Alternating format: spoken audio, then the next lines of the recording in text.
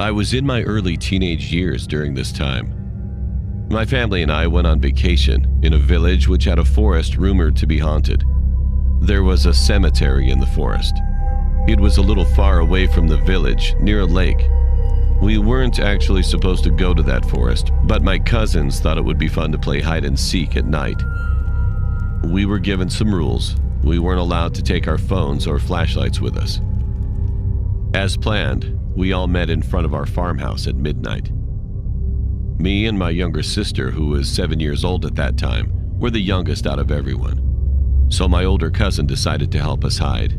He was 22 at that time, and he wanted to make sure we didn't get lost. After we chose who was going to be the seeker, we parted ways, trying to find the best hiding spot.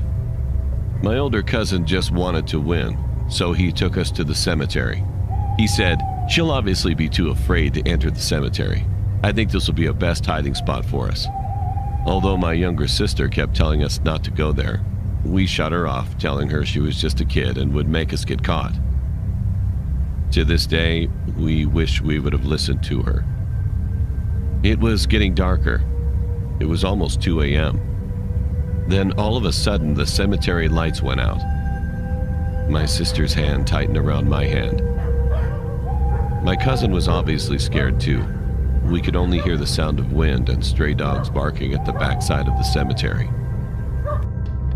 But then, we heard digging noises. I still remember that horrifying sound. At a distance, we could see an old man with ruffled hair and dirty clothes, digging a grave with his bare hands. He was making hissing noises while he dug. All of us stood there frozen. We didn't know if we should scream or run away. My cousin held our hands and started to slowly lead us to the entrance, trying not to make any noise.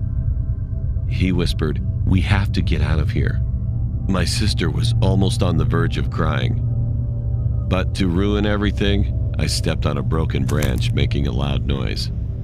The stranger shot up his head toward our direction, and his lips curved in a creepy smile. "Run!" my cousin yelled, quickly picking up my sister and running away as I followed closely behind them. Thankfully, the man was weak and couldn't run any faster. He stopped at the middle of the cemetery staring at us with his hazel eyes. A few days later, we found out that the man had been caught by the police.